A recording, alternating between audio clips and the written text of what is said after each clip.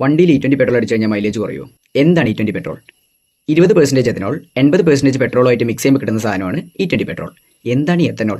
Ethyl alcohol, grain alcohol, അങ്ങനെ പല പേരുണ്ട്. C2H5OH എന്നാണ് അതിൻ്റെ chemical formula. Wheat, corn, sugar cane അങ്ങനെയുള്ള സാധനങ്ങൾ ഫെർമെൻറ്റ് ചെയ്തിട്ട് നമ്മൾ ക്രിയേറ്റ് ചെയ്യുന്ന സാധനമാണ് ഈ ബയോ എത്തനോൾ എന്ന് പറഞ്ഞു കഴിഞ്ഞാൽ. Y E20 petrol? 3 കാരണങ്ങളുണ്ട്. ഒന്നാമത്തെ കാരണം എത്തനോൾ. ഡോളർ എക്സ്ചേഞ്ച് ചെയ്തിട്ടാണ് നമ്മൾ ക്രൂഡ് ഓയിൽ വാങ്ങിക്കൊണ്ടിരിക്കുന്നത്. ക്രൂഡ് ഓയിൽ വാങ്ങുന്ന സമയത്ത് അതിൽ 20% നമുക്ക് പെട്രോളിനൊപ്പം എത്തനോൾ മിക്സ് ചെയ്യാൻ പറ്റുകയാണെങ്കിൽ അത് നമ്മുടെ ഇന്ത്യയിൽ തന്നെ ഡെവലപ്പ് ചെയ്യുകയാണെങ്കിൽ നമുക്ക് ഇമ്പോർട്ട് ബില്ല് കുറയ്ക്കാൻ സാധിക്കും. രണ്ടാമത്തെ കാര്യം എന്ന് പറഞ്ഞാൽ നമുക്ക് ഇന്ത്യയിലുള്ള ഫാർമേഴ്സിനെ നമുക്ക് തന്നെ ഫൈനാൻഷ്യലി അപ്ലിഫ്റ്റ് ചെയ്യാനും സപ്പോർട്ട് ചെയ്യാനും സാധിക്കും. മൂന്നാമത്തെ പോയിന്റ് എന്താ വെച്ച് കഴിഞ്ഞാൽ എൻവയോൺമെന്റൽ പൊല്യൂഷൻ കുറയ്ക്കാൻ സാധിക്കും. എന്തുകൊണ്ടാണ് ഇപ്പോൾ E20 പെട്രോളിനെ കുറിച്ച് എല്ലാവരും സംസാരിച്ചു തുടങ്ങുന്നത്? ചില വണ്ടികളിൽ മൈലേജ് കുറവുണ്ടെന്ന് കാണപ്പെടുന്നുണ്ട്. രണ്ടാമത്തെ കാര്യം ഫാർമേഴ്സിനെ പറയത്തക്ക വിധം ഫൈനാൻഷ്യൽ സപ്പോർട്ടൊന്നും കൊടുക്കാൻ സാധിക്കുന്നില്ല. 1 ലിറ്റർ എത്തനോൾ ഉണ്ടാക്കാൻ 10 ലിറ്റർ വെള്ളം വേണം. അപ്പോൾ ഒരു എത്തനോൾ ഫാക്ടറിയുടെ ചുറ്റുമുള്ള ഭൂഗർഭജലം ക്രമാതീതമായി കുറഞ്ഞു വരുന്നുണ്ട്.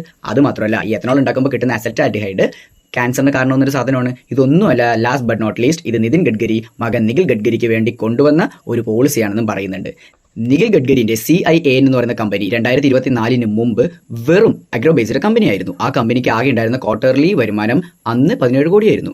എന്നാൽ E20 പോളിസി കൊണ്ടുവന്നതിന് ശേഷം ആ കമ്പനി ഒരു എത്തനോൾ ബേസ്ഡ് കമ്പനി ആവുകയും ആ കമ്പനിയുടെ ക്വാർട്ടർലി വരുമാനം 510 കോടിയിലേക്ക് മാറി. ഇതിന്റെ പേരിൽ ആൾക്കാരുടെ മനസ്സിൽ സംശയം ഉണ്ടാകുന്നതിൽ തെറ്റൊന്നുമില്ല എന്ന് എനിക്ക് തോന്നുന്നത്. ലാസ്റ്റ്, എത്തനോൾ ഉപയോഗിക്കുമ്പോൾ മൈലേജ് കുറയുന്നുണ്ടോ? കുറയുന്നുണ്ട്. എത്തനോൾ എന്ന് പറഞ്ഞു കഴിഞ്ഞാൽ പെട്രോളിനെക്കാളും എനർജി ഡെൻസിറ്റി കുറവുള്ള ഒരു സാധനമാണ്. 100% പെട്രോൾ ഉപയോഗിക്കുമ്പോൾ കിട്ടുന്ന സെയിം എനർജി നമുക്ക് എത്തനോൾ മിക്സ്ഡ് പെട്രോൾ ഉപയോഗിക്കുമ്പോൾ കിട്ടുന്നില്ല. സോ ചില മോഡൽ വണ്ടികളിൽ എത്തനോൾ യൂസ് ചെയ്യുമ്പോൾ മൈലേജ് കുറയുന്നുണ്ട്.